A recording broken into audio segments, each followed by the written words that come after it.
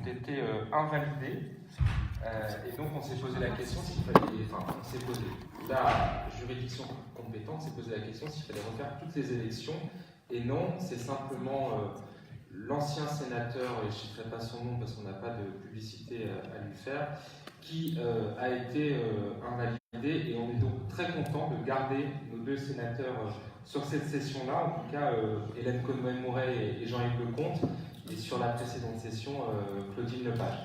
Donc merci à toi Hélène, tu vas intervenir dans quelques instants et tu vas peut-être un peu, de ton point de vue de sénatrice et d'ancienne ministre des Français de l'étranger, dresser ce portrait de la politique Macron directement pour les Français de l'étranger. À ma gauche immédiate, Patrick Soldat qui est délégué ou secrétaire national? Secrétaire national du SNES FSU Hors-de-France, qui est un des syndicats enseignants qui représente donc les professeurs à l'étranger. Juste après, et je crois que tout le monde a mis son petit badge, donc c'est bien le SGEN CFDT avec Alain Schneider. Alors je ne sais pas si Alain, on peut dire aussi que vous êtes secrétaire national ou délégué national. Voilà. Et ben voilà. Donc, mais chacun se représentera au moment de prendre la parole. Ensuite, Jean Guizia qui est un nouveau ancien Français de l'étranger, puisque tu étais professeur dans un lycée au Kenya, et après de nombreuses années au Kenya, tu as décidé de faire ton retour en France. Ça ne sera pas le sujet du débat aujourd'hui, mais peut-être que pour la convention de l'année prochaine, on pourra parler aussi du retour en France. Donc voilà, et ensuite je n'oublie pas, puisque vous savez à l'étranger il y a des sénateurs, il y a des députés, et il y a aussi des conseillers consulaires et des conseillers à l'Assemblée des Français de l'étranger, et donc Philippe Loiseau qui est conseiller consulaire et conseiller à l'AFE pour Berlin, et qui surtout, tu nous expliqueras, en fait tu sièges à la Commission nationale des bourses et à la commission d'enseignement à l'Assemblée des Français de l'étranger. Donc tu nous donneras aussi ton point de vue d'élu de terrain. Et enfin, et là c'est plus de l'amitié, puisqu'on se connaît depuis un petit moment déjà, on s'est rencontrés dans des précédentes campagnes sur Singapour. Toi aussi tu pourras nous parler l'année prochaine de ton retour en France, Johan Korchia, qui est membre de l'association Droits des lycéens, et tu étais avant au lycée français de Singapour, et tu fais ta rentrée demain à Sciences Po Paris. Donc toutes nos félicitations aussi pour ce concours amplement gagné. Bravo à toi, et on te souhaite bonne chance dans tes études. Je tiens juste à préciser d'ailleurs, mais vous savez, on est à la fin de l'été, et c'est vrai que c'est vraiment la volonté de la Fédération des Français de l'étranger de renouer tous les contacts avec la société civile. Je tiens à préciser que nous avions invité les fédérations de parents d'élèves. Il n'y a pas forcément de disponibilité en cette fin d'été, mais qu'en tout cas, on n'hésitera pas à les solliciter, notamment pour suivre ce dossier sur l'éducation. Je passe donc la parole tout de suite à Hélène Conway-Mouret, qui va dresser un peu le tableau noir de la Macronie des Français de l'étranger. Je pense que c'est important. Je rappelle juste les règles du jeu, à peu près 5-7 minutes pour chaque intervenant, et ensuite on fera des échanges à la fois dans la salle, et ceux qui nous suivent directement en ligne, vous pouvez aussi directement poser vos questions. C'est à toi, Hélène. Merci Florian. En fait, je vais faire plutôt une introduction, parce que je pense qu'il y a tellement d'expertise et de compétences dans la salle. On a besoin d'entendre les uns et les autres s'exprimer sur les différents cas, et nous faire un retour de terrain qui est toujours très intéressant. Alors, c'est vrai que le bilan de la première année n'est pas glorieux pour les Français de l'étranger. On a eu, comme dans tous les autres domaines, des annonces, des grands discours auxquels on adhère spontanément sur le fond, parce que ce sont des discours qui sont à la fois flatteurs pour l'image de la France, ambitieux, et donc on ne peut qu'y adhérer. Sauf qu'en même temps, les moyens financiers et les moyens humains, eux, sont supprimés pour soutenir l'ambition qui est affichée. Ce qui a été fait l'a été aussi avec une grande brutalité. Il y a eu les ordonnances pour faire passer un certain nombre de projets de loi importants qui sont passés en force. Il y a eu les coupes budgétaires. C'était quand même une première que, en plein milieu d'été, c'était en juillet l'année dernière, une coupe brutale de 33 millions a été annoncée.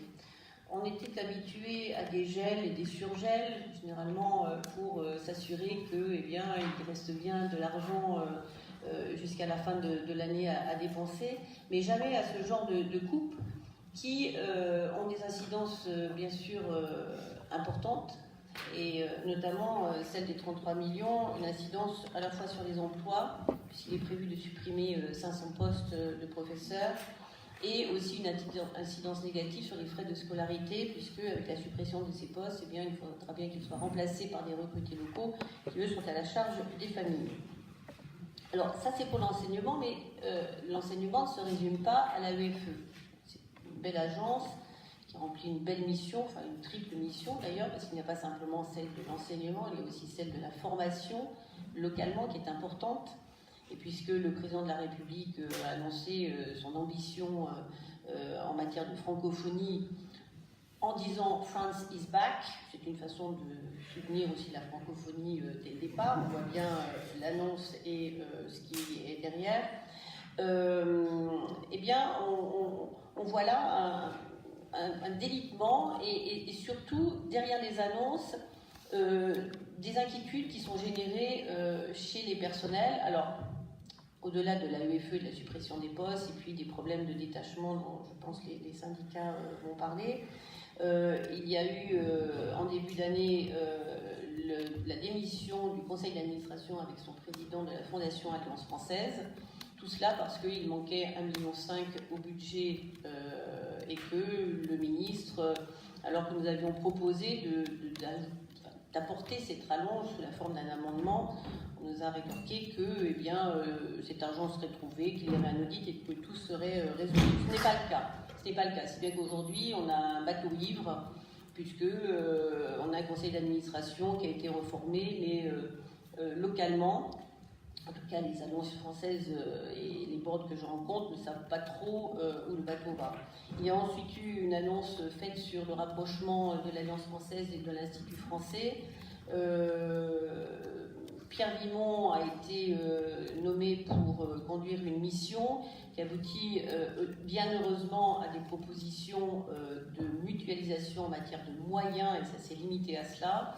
Et il faut espérer eh bien, que ce qui était affiché derrière l'annonce de rapprochement de ces deux entités eh bien, n'ira pas au-delà, en effet, peut-être une mutualisation des moyens et que quelques économies qui soient faites pour pouvoir préserver la mission de service public qui est dévolue à l'Institut français et de préserver eh bien, cette mission localement d'animation de la culture et de la langue française que font très bien les alliances françaises qui sont, elles, des associations de droit local. Donc, les annonces, beaucoup d'annonces, on va doubler le nombre d'apprenants. Ce qu'il faut voir derrière, c'est qu'on ne nous a pas dit qu'il y aurait une augmentation à la fois des personnels, puisqu'il y a 500 suppressions de postes qui sont annoncées, ni non plus de construction de nouveaux lycées à l'étranger. Donc il faut peut-être voir derrière une volonté d'élargir non pas le réseau AEFE, ni MLF, ni Flamme, mais simplement avoir des partenariats avec des établissements scolaires étrangers qui voudraient bien enseigner le français. Peut-être qu'on aiderait, mais peut-être pas. Mais pour moi, qui va vers une certaine privatisation, on va dire, de cet enseignement, aujourd'hui, qui est un domaine qui est très lucratif, et je crois qu'il peut plaire certainement à la Macronie telle qu'elle s'exerce dans un bon nombre de domaines. D'autant qu'il faudra que nous soyons très vigilants parce qu'on nous a annoncé que l'enveloppe des bourses serait maintenue jusqu'en 2019.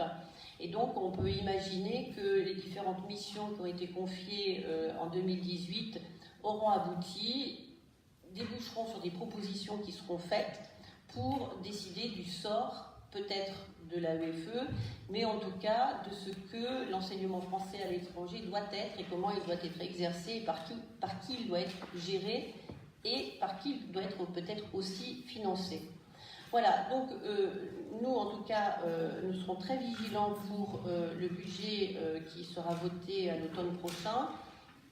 Vous annoncez, comme vous disiez, une stabilisation pour les 2 ans à venir du budget de l'AEFE, mais comme je disais aussi, l'AEFE n'est pas le centre de tout, et donc nous serons vigilants sur notamment la coupe des 10% des effectifs de fonctionnaires détachés à l'étranger qui a été annoncée et qui va de fait impacter très largement l'ensemble du service public dédié aux Français de l'étranger. Voilà, je voulais faire simplement une introduction très large parce que nous avons ici des experts, je crois, qui vont revenir sur certains points plus précis et puis donner aussi, vous donner la parole, ce qui est le plus important dans un débat. Merci beaucoup, chère Hélène, et c'est vrai que c'est bien de faire court pour laisser la parole. Simplement rappeler, en effet, et tu l'as dit dans ton propos, que lorsqu'on s'est retrouvé 1 an en arrière au moment de la campagne présidentielle et ensuite des campagnes législatives, on s'est beaucoup posé de questions sur les ambitions du président de la République, de ses candidats, sur les politiques en direction des Français de l'étranger. Et ces questions, on se les pose toujours finalement, si ce n'est que donc un certain nombre de rapports ont été lancés, notamment sur l'éducation. Alors je ne sais pas qui... voilà, donc Alain Schneider-Busgen, CFDT, va peut-être justement nous expliquer un peu les rapports en cours et nous donner aussi la position de votre syndicat. Je pense que c'est ça qui est important. Alors, ce qui est important de voir, c'est à quoi on va aboutir. C'est extrêmement difficile de comprendre. Hélène Conway l'a rappelé tout à l'heure, ainsi que Florian, on ne savait pas très bien quels étaient les objectifs du président de la République et des députés qui ont été élus sous ses auspices à l'étranger pour l'avenir de l'enseignement français à l'étranger. Il y avait de vagues références à l'importance de l'enseignement français à l'étranger, mais rien de très concret. La première décision, tu l'as rappelé, c'était une suppression dès le mois de juillet, donc 1 mois après la constitution du gouvernement, de plus de 30 millions de crédits. Ensuite, on a eu très peur. On s'est dit, mais qu'est-ce qu'ils veulent faire? Est-ce qu'ils veulent tout simplement tout privatiser? Est-ce qu'ils veulent supprimer l'AEFE? Les rumeurs les plus folles ont couru. La direction de l'AEFE s'en est sortie en supprimant des postes, en annonçant donc la suppression de 510 postes de détachés. Et puis, en janvier, en février, surtout en mars, on a eu des discours du président de la République qui ne traitaient pas à titre principal de l'enseignement français à l'étranger, mais de l'avenir de la langue française dans le monde et de l'implication de la France dans la francophonie. Pour nous, organisations professionnelles de tous ceux qui s'impliquent dans les établissements d'enseignement français à l'étranger, ça voulait dire quoi? Ça voulait dire qu'on a eu un engagement de l'État de maintenir des crédits sur 2 ans, au niveau antérieur, alors que nous demandions depuis des années que ces crédits soient augmentés. Mais aussi, on avait l'annonce du président de la République qu'il fallait doubler le nombre d'élèves apprenant le français dans des structures homologuées par le ministère français de l'Éducation nationale, encore que ce n'était pas tout à fait clair. Pour nous, organisation syndicale française, il est inimaginable que puissent se réclamer de l'enseignement homologué français à l'étranger des écoles qui fonctionnent uniquement avec du personnel recruté localement. Alors, il peut y avoir des écoles privées qui enseignent en français avec du personnel recruté localement, certes, mais s'il n'y a pas de personnel venu de France, s'il n'y a pas de personnel ayant les compétences reconnues par l'éducation nationale française, je ne dis pas 100%, mais s'il n'y en a pas du tout, ou pratiquement pas, il n'y a aucune raison qu'ils aient l'homologation. En plus, ça s'accompagne de frais d'écolage, frais de scolarité si vous préférez, qui sont basés uniquement sur des critères de rentabilité financière, puisqu'il n'y aurait plus d'implication de la puissance publique française dans la rémunération ou la co-rémunération des enseignants. Bon, après, quoi, on va augmenter des frais de scolarité et on va obliger l'État à payer des bourses.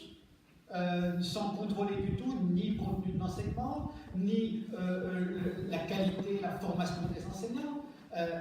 Là, on s'est vraiment très inquiété. Nous, à la CFDT, c'est pas une position originale de la CFDT, on considère que s'il y a service public, il doit y avoir un opérateur public puissant. Ce qui ne signifie pas que l'opérateur public doit faire tout seul, mais un opérateur public puissant, ayant des missions confortées par des instructions, par des crédits, est indispensable. Il y avait à côté, depuis plus de 100 ans, un organisme privé sans but lucratif qui s'appelle la Mission laïque française, qui a des racines à gauche d'ailleurs, qui, petit à petit, au cours des 20 dernières années, et singulièrement au cours des 10 dernières années, pris par une logique d'autofinancement, a changé complètement son mode de fonctionnement. Moi, j'aime bien les gens qui sont à la mission laïque. Le problème, c'est que la politique qu'ils mènent est une politique de rentabilité qui méprise les personnels. Dans des établissements qui dépendent du réseau de la mission laïque française, et je suis désolé parce que je le répète, j'aime bien les gens de la mission laïque française, on ne respecte pas les droits des personnels, on ne s'occupe pas de respecter les règles générales, et ça a des conséquences pour tous les Français de l'étranger, pour les parents qui mettent leurs enfants, même si une bonne partie de ces établissements sont destinés surtout à des parents étrangers.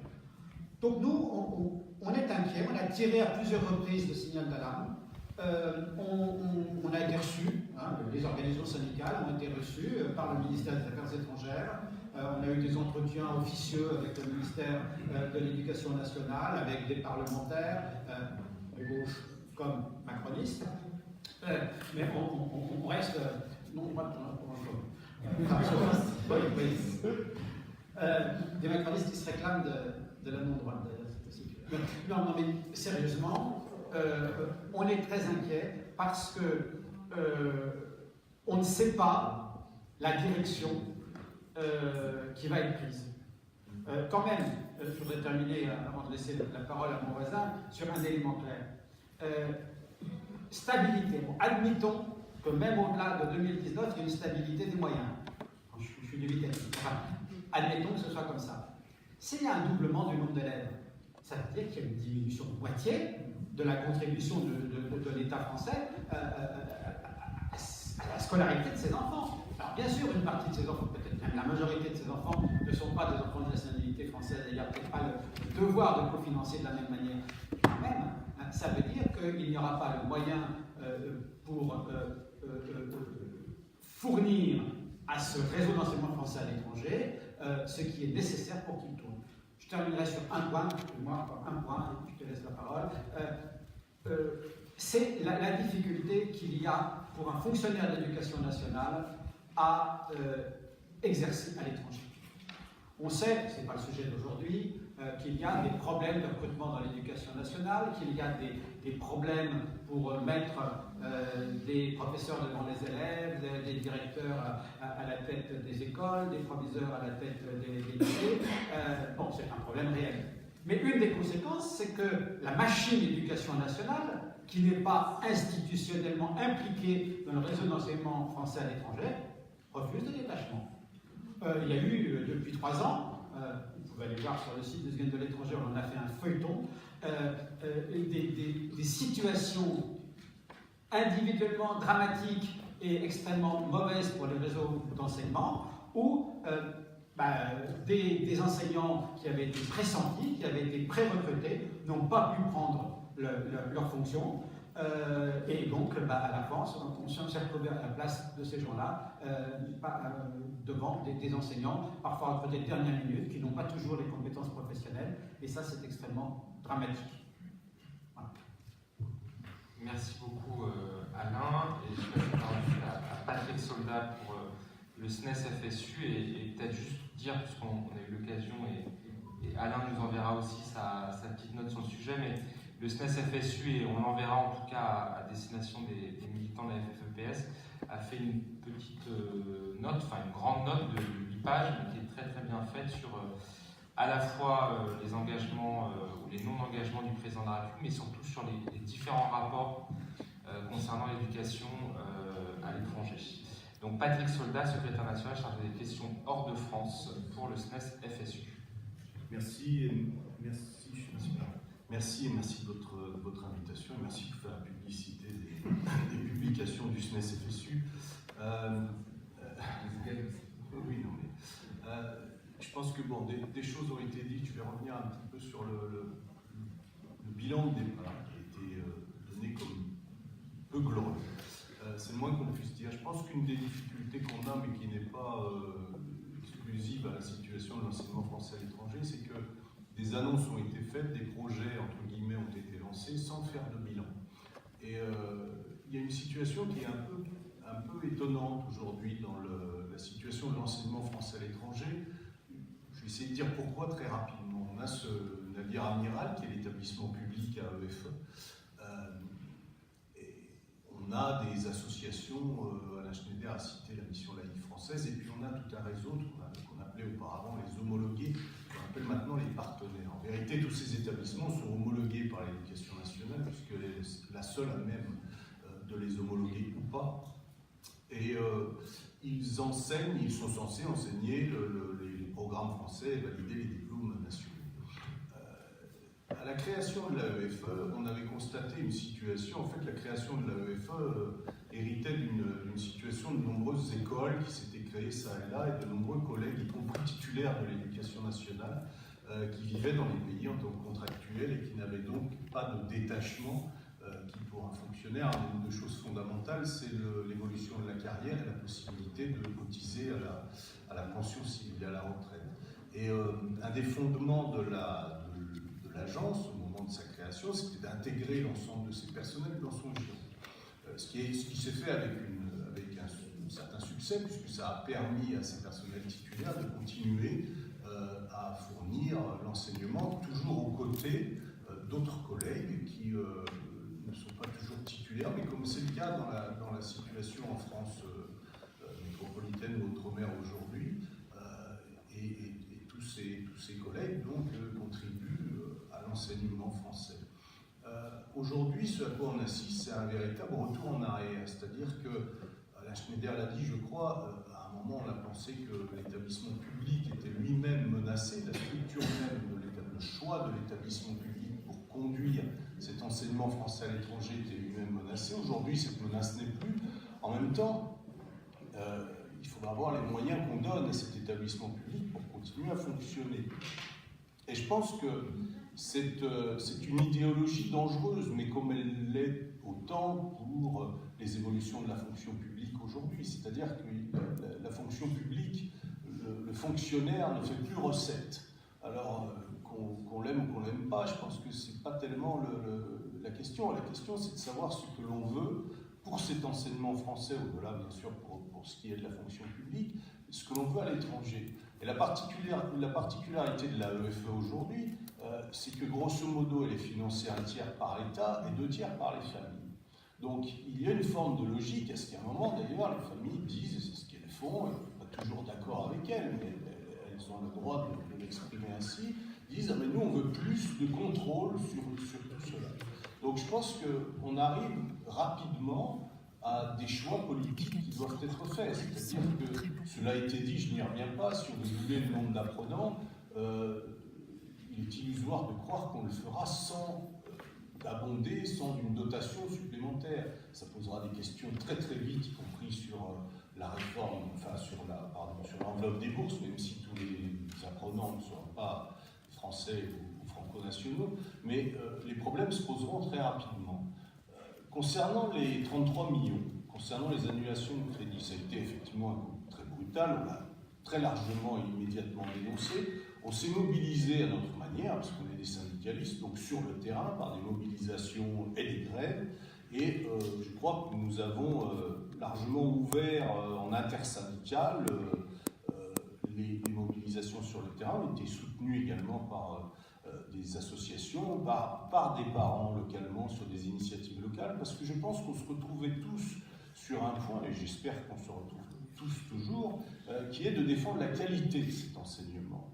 Le problème, je crois, que nous avons aujourd'hui, c'est que tout le monde ne fait pas le lien direct entre les moyens, l'encadrement, notamment par les titulaires, la formation, y compris des non-titulaires, et la qualité de cet enseignement. La preuve a été donnée d'ailleurs, puisque les résultats du baccalauréat pour l'AEFE, c'est le message qui va être porté par la direction de l'AEFE, on peut l'imaginer, et ils auraient tort de s'en priver, ont encore été excellents, voire meilleurs que les années précédentes. Sauf que les effets de cette réforme vont se faire à moyen terme. Les conséquences des annulations de crédit vont se faire sentir sur l'année scolaire qui vient et puis sur celle d'après. C'est-à-dire qu'on ne peut pas imaginer, il y a environ à l'AEFE aujourd'hui 6400 détachés, c'est-à-dire tout personnel de l'éducation nationale compris, y compris les personnels d'encadrement, les chefs d'établissement, etc., et les enseignants, bien sûr. Il y a environ 6400 détachés. Le plan d'économie de l'AEFE, c'est de supprimer 10% de ces détachés sur 3 ans. On ne peut pas imaginer que cela n'aura pas de conséquences qualitatives sur l'encadrement. Quand je dis encadrement, c'est au sens large, il s'agit de la pédagogie, mais il s'agit aussi des gouvernances des établissements, et il est illusoire de croire que ce sera indolore. Donc, on est aujourd'hui dans un système où cohabitent plusieurs configurations. Il y a ces établissements qui sont pilotés par l'AEFE, il y a les réseaux comme la Mission laïque française, et puis il y a tout cet ensemble de réseaux dits partenaires. Alors, la seule contrainte que ces partenaires ont, c'est d'être homologués par l'éducation nationale. C'est une grande et une très petite contrainte, parce que c'est une grande contrainte au niveau des programmes et au niveau des suivis pour que les diplômes soient homologués. En termes de RH, en termes de pilotage, je n'ose même pas dire en termes de droits syndicaux, il n'y a aucune contrainte sur ces établissements. Donc, ça fait aussi partie d'un modèle qu'on choisira ou pas dans un avenir très proche. Je pense que les annonces présidentielles vont évidemment dans ce sens, c'est-à-dire que sans crédit, sans dotation supplémentaire, il est illusoire de croire que c'est l'AEFE qui va s'étendre, c'est-à-dire le cœur de l'AEFE, les établissements de gestion directe qui dépendent directement de l'agence et les établissements conventionnés, ce sont les partenaires qui vont s'étendre. Et je pense qu'il est important de... Je pense que ça ne sert à rien de dire il y a les bons et il y a les mauvais. De toute façon, ces établissements existent et ils ont vocation à s'étendre. Je pense que le travail va se faire à d'autres niveaux, notamment sur les contraintes de l'homologation, mais je pense que ce qui est surtout important, c'est de ne pas tromper les usagers. Je pense qu'il est bon à rappeler que ce n'est pas la même chose d'inscrire son enfant dans une école totalement privée à programme français que de l'inscrire dans un établissement de gestion directe où les contraintes sont plus grandes, y compris en matière budgétaire et en matière sociale. Et je crois qu'à partir de là, on pourra y voir un peu plus clair. Il y a de nombreux établissements partenaires qui n'ont quasiment pas de titulaire aujourd'hui. Donc, à partir de là, les familles feront un choix, mais ce qui est important, il me semble, pour les familles, c'est qu'elles le fassent en connaissance de cause. Et je crois que ce sera un choix évidemment délibéré. Et puis, pour revenir à ce que je disais au début sur le bilan, je pense qu'il a manqué, et il manque toujours d'ailleurs, un réel bilan sur ce que l'on veut faire de cet enseignement français à l'étranger. C'est-à-dire que moi, ça fait plus de 20 ans, heureusement ou malheureusement, que j'évolue dans ce réseau, j'y ai enseigné pendant plus de 20 ans, mais ce que j'ai constaté, c'est que ce n'est pas du tout la même chose. Les attentes ne sont pas du tout les mêmes. Quand on est dans certaines zones géographiques, qu'on soit en Asie ou en Europe, les attentes et les configurations ne sont pas du tout les mêmes, y compris la population. Je pense que la question sera de savoir, et c'est une responsabilité, j'allais dire présidentielle, mais c'est une responsabilité de l'État aujourd'hui, sera de savoir ce que l'on veut donner, ce que l'on veut pouvoir offrir aux familles de Français ou de franco-nationaux, parce que ça, ce sont pour l'instant les missions de l'AEFE, et jusqu'à preuve du contraire, elles sont toujours là, et puis d'ouvrir ce qu'on appelle communément la diplomatie d'influence pour les non-français. Et aujourd'hui, ce qui manque cruellement dans le bilan, c'est qu'on sait très bien que dans certaines zones, il y a des majorités de Français, dans d'autres, il y a des majorités de non-français, voire de non-nationaux. Et je pense que si on ne fait pas cet état des lieux, on ne saura pas ce que l'on peut offrir et ce que l'on peut développer demain. Ce que je veux dire par là, c'est que la présence de l'établissement public sera peut-être réduite dans certaines zones par rapport à ce qu'attend la population. Le problème, c'est que cela a été dit, je crois, tout à l'heure, c'est qu'on est entré aujourd'hui, et malgré nous, parce que nous, on a toujours considéré, on continue à le faire, que l'éducation et le commerce ne font pas bon ménage. Je pense qu'il y a une forme d'indépendance qui est absolument nécessaire, mais aujourd'hui on est clairement dans l'ère du marketing éducatif, et pas que la France, d'autres pays bien sûr développent des systèmes privés par rapport à leurs systèmes nationaux, Et je pense que toutes ces questions manquent absolument, parce qu'elles n'ont jamais été posées. Les rapports ont été évoqués, les auditions, on verra ce qu'elles donnent. On a porté nos revendications, bien sûr, dans ces auditions, mais ces questions-là n'ont pas été évoquées. C'est-à-dire qu'en gros, on navigue à vue, mais ça correspond aux réformes de l'État d'aujourd'hui. On fait des annonces avant d'avoir fait un bilan en état des lieux, on navigue à vue, et puis ensuite on verra. Bon, en fonctionnant comme ça, il ne sortira rien de bon. Donc je pense qu'il est important de revenir et de s'accrocher, et nous sommes déterminés à le faire, on l'a fait tout au cours de l'année écoulée, et on continuera à le faire dès cette rentrée, de s'accrocher aux fondamentaux, c'est-à-dire un établissement public fort, pour un enseignement public fort, une possibilité d'accueil à l'ensemble des familles qui devraient recevoir cet enseignement, et tout le monde sait qu'à l'étranger ça pose évidemment le problème du coût, mais je pense qu'il ne faut absolument pas dériver vers une plus grande privatisation encore qui évincerait davantage d'usagers, enfin davantage d'élèves, pour le dire très clairement. Donc nous avons porté dans les auditions, nous avons porté des discours très clairs, comme d'habitude. Il fait référence à notre publication, je ne vais pas développer ça ici, mais nous, il y a un point qui nous pose réellement problème, c'est celui des personnels résidents. On a toujours soutenu la dichotomie qui est un miroir de la situation des affaires étrangères entre les expatriés et les personnels résidents. Les personnels résidents sont donc des titulaires, c'est le gros des enseignants à l'étranger en tant que titulaires. Les personnels résidents sont des titulaires qui vivent dans le pays, qui sont donc détachés, techniquement ils doivent être renouvelés, cela a été dit.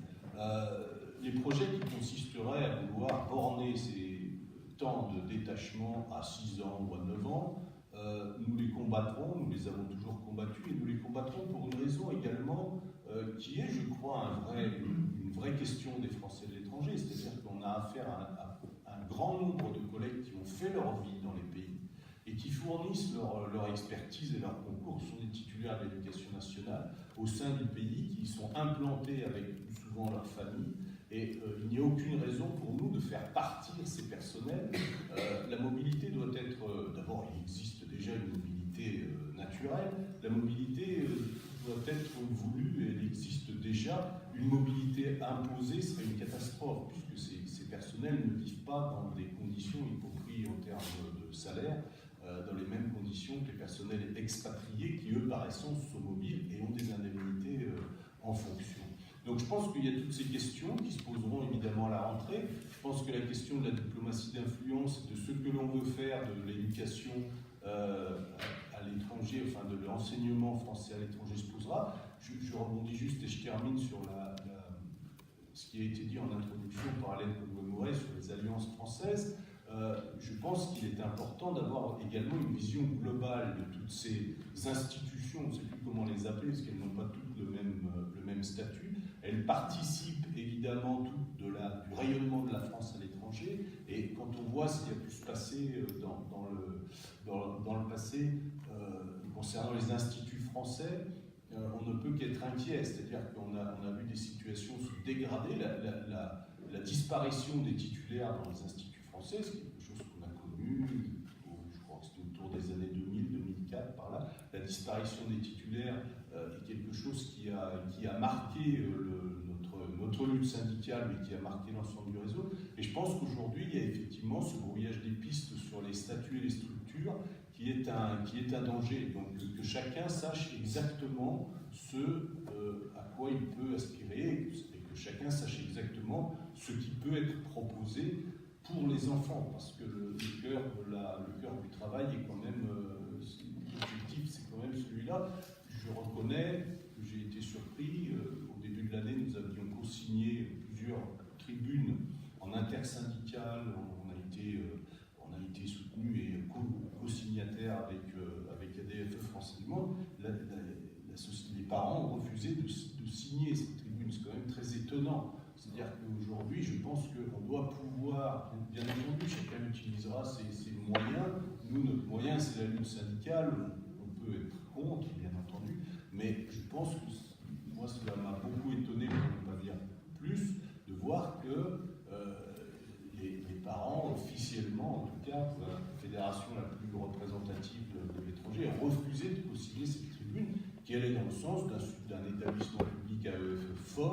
et donc, par delà une qualité de l'enseignement pour les enfants à l'étranger. Merci beaucoup pour ce tableau qui me paraît à la fois très complet et en même temps finalement plutôt porteur d'optimisme, j'ai envie de dire, parce que quand les deux organisations syndicales appellent notamment à dresser le bilan, etc. Et je passe la parole tout de suite à Philippe, et moi je réitère l'invitation, et je pense que l'année prochaine on essaiera vraiment de mener cette rencontre aussi avec les parents, puisque c'est aussi notre rôle de parti politique d'écouter tout le monde. Je crois qu'aujourd'hui c'est peut-être la force du Parti Socialiste et de la Fédération FFEPS, c'est d'être présente dans de nombreux pays à l'étranger, et moi j'invite en tout cas nos camarades à aller voir à la fois les syndicats enseignants, les parents, pour mieux décrypter les situations et aussi commencer ce travail de bilan, puisque c'est cela, et celui de faire la prospective ensuite. Peut-être que Philippe, la UFE, travaille aussi sur ces questions-là, donc Philippe Loiseau, conseiller consulaire, et AEFE sur Berlin. AFE, pardon. Les acronymes. C'est difficile. Merci beaucoup Florian pour l'organisation de cette discussion.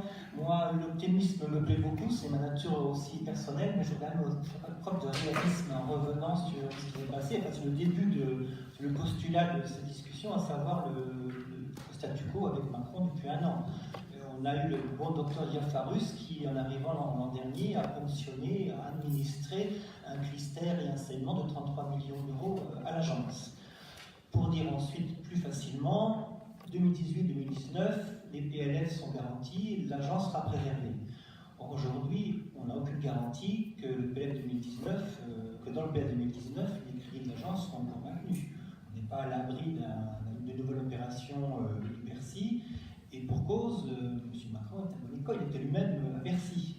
Là, je tire un peu contre mon camp, mais je voudrais aussi qu'il y ait eu un glissement du phénomène Macron, en tout cas avec son bagage de ministre et d'argentier de la France. Il sait très bien ce qu'il fait, il n'a peut-être pas encore dit ce qu'il allait faire, mais là aussi, c'est aussi son paradoxe de dire des choses et ne pas les faire, mais au contraire, de faire ce qu'il n'a pas dit. Donc tous les risques ne sont pas derrière nous, loin de là, par rapport effectivement à l'opérateur qu'est la EFE. C'est vrai pour le programme 185 qui assure la diplomatie culturelle et le financement de l'agence. C'est vrai pour le programme 151 qui assure le budget des bourses. Et là aussi, il faut rappeler que les bourses, effectivement, assurent cette mixité sociale dans les établissements scolaires du réseau, puisqu'elles servent sur des critères sociaux les familles nécessiteuses, les familles défavorisées, mais les familles des classes moyennes également, et que c'est aussi le cœur, en tout cas de la cible de nos compatriotes à l'étranger pour lesquels on travaille, je crois, le plus. C'est pour ces gens-là qu'on s'engage en tant que conseiller consulaire, en tant que membre du PS et en tant que membre éventuellement de l'association française ADFE, dans les instances qu'on passe le plus de temps pour ces gens-là, dans les cadres qui sont définis pour nous au niveau du travail de terrain, pour les élus, dans un cadre de dialogue avec les postes et avec les établissements, et avec des instruments. Les instruments, c'est donc la politique des bourses, les instructions spécifiques, qui est le texte de référence de l'agence, qui nous permet d'avoir tous les angles gestion et un dialogue et une interprétation des textes dans la limite de nos possibilités, dans la limite budgétaire, pour assurer nos missions auprès des postes, au service des familles, et aussi au service de l'agence en tant que telle et des établissements. Ça fait un peu la force des élus locaux, si j'ose dire, des conseillers consulaires et de leur entourage, de leurs équipes, grâce surtout aux équipes associatives qui ont aussi un siège, une voix délibérative dans les conseils consulaires des bourses, de pouvoir, avec ces instruments, participer aux décisions qui concernent beaucoup de Français, encore que j'ai dit hier et j'y reviens aujourd'hui, qu'on travaille pour une minorité d'enfants établis hors de France. C'est important, c'est un peu notre cœur de métier à tous, mais il ne faut pas non plus qu'on oublie que ceux qui sont hors du réseau d'enseignement, puisque le sujet d'aujourd'hui c'est aussi l'éducation hors de France. Mais je m'attends encore sur les instruments qui sont à notre disposition localement pour participer à cet effort et à cette défense du service public d'enseignement.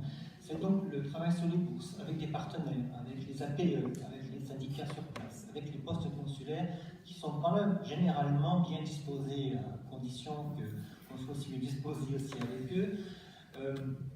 On s'aperçoit que dans la gestion annuelle des bourses, on a quand même 85 postes sur 170 qui sont en sous-consommation d'enveloppe. Ça aussi, c'est du réalisme.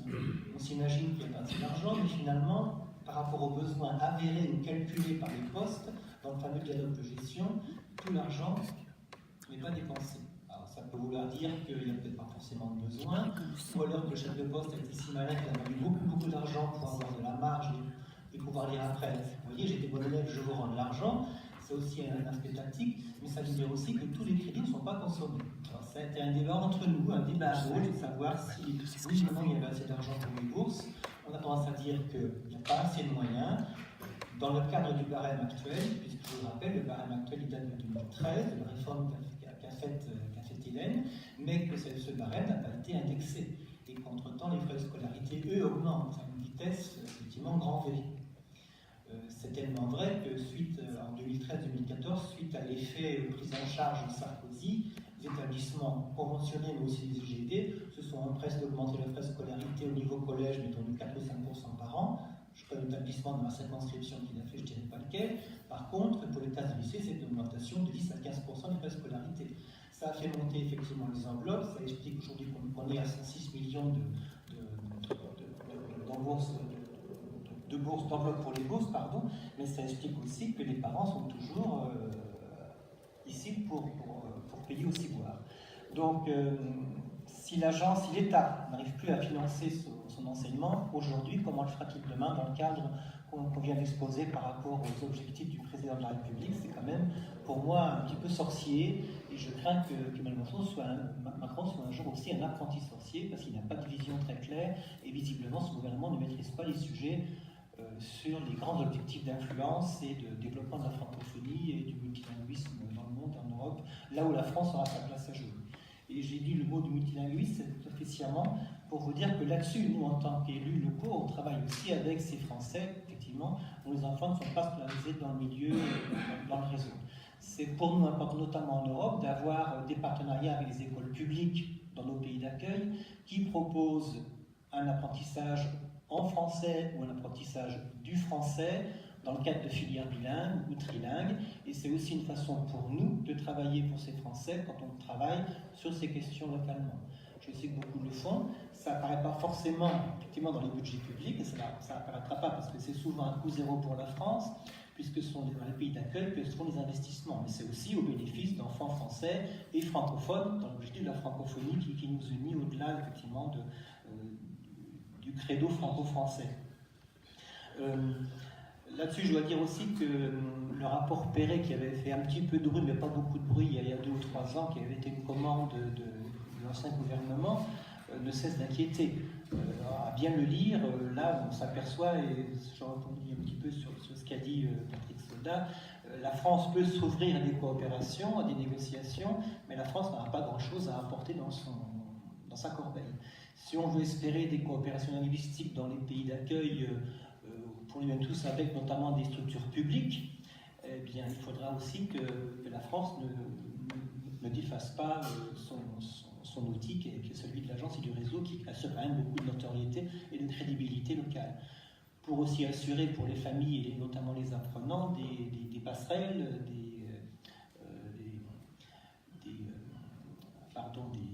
l'acceptation de l'accueil des élèves de ces réseaux homologués non conventionnés au niveau des diplômes et aussi des filières d'éducation supérieure, d'enseignement supérieur. Donc je crois que tout se tient. Je vous balancerai encore quelques mots-clés pour la discussion si vous le souhaitez. Il y a toujours une technicité. Pour les élus, c'est toujours aussi un objectif, essayer de se former pour comprendre ce qu'on fait et puis essayer dans le dialogue avec nos experts que sont notamment les enseignants, les postes et puis ceux qui sont dans le métier, apprendre le nôtre, apprendre celui d'élus, de représentants des Français établis de France. C'est l'équité, c'est le dialogue, c'est aussi la gestion de la rigueur budgétaire. On parle quand même d'argent des contribuables français. C'est le travail avec les sections locales et aussi avec les gens des ambassades, notamment les services culturels, l'ambassadeur éventuellement et les chefs de poste consulaires. Donc voilà ce qui fait un petit peu l'approche différente des élus, l'approche différente de ceux qui sont dans le cœur de métier de l'enseignement, mais je crois que tout forme un tout et on arrive effectivement tous ensemble à être beaucoup plus optimistes que réalistes. Merci beaucoup Philippe, et ce que tu as dit finalement, tu as résumé la démocratie, puisque voilà, il y a d'un côté les fonctionnaires de la République, il y a de l'autre les élus, et il y a aussi les usagers, on va dire, je crois que c'est le terme un peu à la mode. La SNCF emploie le mot de client maintenant, mais en tout cas dans les lycées français, j'espère qu'on va toujours dire les élèves ou les usagers. Et donc je passe la parole tout de suite à Johan Korchia, qui était au lycée français de Singapour et qui arrive en France pour suivre ses études. On pourrait aussi parler de cela, et qui va peut-être nous faire un point un peu plus précis aussi, puisque c'est un autre sujet, mais qui est très très prenant en cette début d'année scolaire pour les étudiants. C'est bien sûr le cas de Parcoursup. On en a beaucoup parlé en France, dans les médias français, mais je crois qu'à la faveur des vacances d'été, je sais pas, j'ai l'impression que c'est un peu tombé, mais que là, alors que la rentrée arrive, je ne doute pas qu'on va aussi en reparler. Donc savoir un peu comment se passe Parcoursup aussi à l'étranger. Oui, c'est vrai que c'est deux points importants et qui sont liés, parce que ce sont tous les deux je vais vous expliquer en quoi, pour moi, des conséquences de la politique d'austérité de Macron, l'un comme l'autre. Donc ce premier point, c'est concrètement, en prenant plutôt l'exemple pour ma part des établissements conventionnés, concrètement, quelles ont été les conséquences qui sont vraiment flagrantes dans les établissements, et notamment dans les établissements conventionnés, de cette politique d'austérité pour l'AEFE. Et donc comme Florian l'a dit, j'étais donc au lycée français de Singapour, qui est un lycée conventionné, et avec l'augmentation donc de la contribution des établissements conventionnés cette année, on a eu en fait un message envoyé à ces établissements qui était de dire l'AEFE n'est plus une institution de confiance, on vous annonce des choses à la dernière minute, vous n'avez pas votre mot à dire. Donc pour les établissements, c'était un nouvel argument pour taper sur l'AEFE, dire l'AEFE ne nous sert à rien, l'AEFE c'est un coût qui n'apporte rien. On est complètement à côté de la plaque quand on voit que sans l'AEFE, ces établissements probablement n'existeraient pas, et ce qu'apportent quand même les professeurs titulaires sur ces enseignements. Et donc je pense que la gravité de la situation sur ce sujet-là, elle est qu'on a eu vraiment ce nouvel argument au sein particulièrement du board, de tout ce qui est conseil exécutif, car ces individus-là, et particulièrement à Singapour, ces individus qui ont toujours voulu se séparer de l'AEFE ont eu l'argument parfait, qui était de dire que l'AEFE n'est qu'un piège et qu'il faudrait en sortir. Et donc, cette réalité-là, elle s'accompagne en fait de conséquences qui sont assez rudes, assez violentes même, j'ai envie de dire, et cela à la fois pour les élèves et pour les professeurs aussi. Je pense que les représentants syndicaux aujourd'hui ici en sont conscients, que cette dynamique-là de prof bashing d'une certaine manière et de titulaire bashing, j'ai envie de dire, pour prendre des expressions un peu macroniennes, eh bien c'est ce genre c'est cette logique-là qui met en danger nos établissements. Et donc c'est vrai qu'on parle d'usagers, alors j'aime pas trop le terme, je trouve ça très froid, et au final dans ces débats on parle jamais des élèves, on parle jamais des lycéens. Et donc à travers mon expérience dans un syndicat lycéen et une association de défense des droits lycéens, j'ai pu voir, et à Singapour notamment, cette violence-là, et je le dis honnêtement, une certaine violence des administrations envers les élèves dont les droits ne sont pas respectés. Et on a beaucoup parlé des établissements homologués, sur lesquels l'AEFE au final n'a quasiment aucune façon d'agir. On donne l'homologation et après on dit faites comme vous voulez. Je trouve qu'à ce jour, de par cette faiblesse de l'AEFE, le problème c'est que les établissements conventionnés se retrouvent dans la même situation que les établissements homologués. C'est-à-dire que l'AEFE n'a plus de réelle légitimité pour avoir une influence sur ces lycées, et donc on se retrouve concrètement, alors qu'est-ce que ça donne? C'est des élèves en difficulté que l'on force à s'inscrire en candidat libre par exemple. Alors on parle souvent des belles statistiques, des beaux résultats, je je ne sais pas, 90% de réussite ou quelque chose comme ça sur les lycées français de l'étranger. Et c'est très courant, et c'est pas que Singapour, il y a beaucoup d'établissements dont les proviseurs, bien sûr sous le conseil du conseil exécutif, forcent la main à des parents pour que leurs enfants soient inscrits en candidat libre. Et donc on est dans une sorte de logique de marché. Le seul objectif au final, c'est le marketing et les revenus. Les élèves, on n'en a rien à faire. Et ça va aussi par le non-respect de la procédure à tous les niveaux. On a des conseils de discipline, par exemple, où la procédure n'est tout simplement pas respectée. Et lorsqu'on se plaint, la réponse c'est « mais on est un établissement de droit local. Donc si vous avez un problème, allez devant le tribunal de Singapour. » On n'a pas forcément très intéressé par la situation du lycée français, vous vous en doutez bien. Et donc on se retrouve donc face à une situation où l'AEFE a un investissement dans ces établissements conventionnés, avec comme condition cette convention qui est censée garantir des droits pour les Français. Et au final, ce n'est pas le cas. Et ces élèves-là, ces professeurs-là, souffrent de cette précarité. Et de plus en plus, l'administration, le personnel qui encadre, les proviseurs et les directeurs, sont en fait devenus des sujets, je le dis, des sujets des conseils exécutifs. Et donc on a des entreprises qui ont tous les pouvoirs dans les établissements conventionnés, et le reste du personnel titulaire et des élèves subissent ça. Et donc je pense que c'est vraiment le reflet du mépris de la Macronie de la jeunesse et de tout ce monde-là. Car pour eux, au final, la jeunesse, c'est quoi? C'est un marché, c'est un argument de campagne, mais quand concrètement on est face à la situation, on s'en préoccupe plus, parce que ça ne doit pas les intéresser tant que ça. Et donc on a vraiment cette sensation de pouvoir absolu de l'entreprise et de la direction, sans aucune préoccupation des élèves.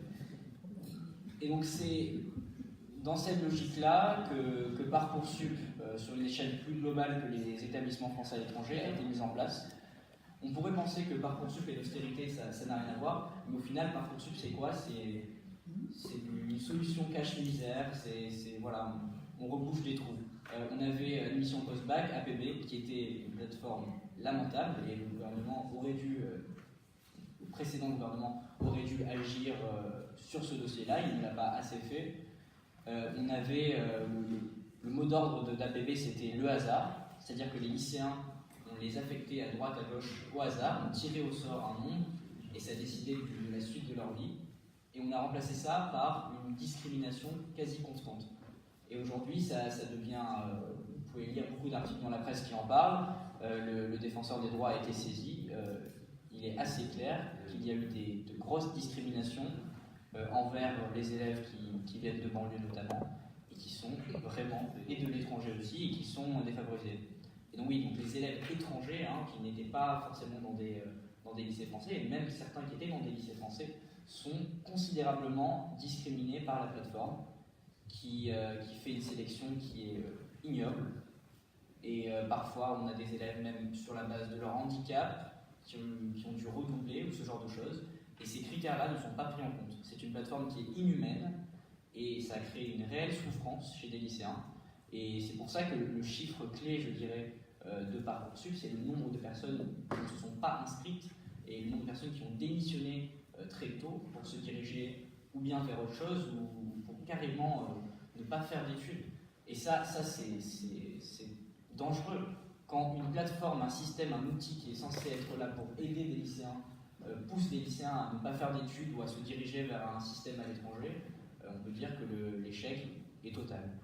Et donc, je pense qu'il faut bien garder ça à l'esprit et en parler, ne pas hésiter dans toutes les instances dans lesquelles nous sommes à rappeler ça, à ne pas avoir peur de cette politique et de ces décisions qui sont souvent illégales de ces établissements, comme comme le lycée français à Singapour. Alors le lycée français à Singapour, vous en entendrez du bien de partout, l'ancien proviseur est maintenant DRH de l'AEFE, donc je le dis haut et fort, il y a de nombreux établissements à l'étranger qui ont une gestion qui n'est pas respectable, qui est une gestion qui ne prend pas en compte la condition des lycéens.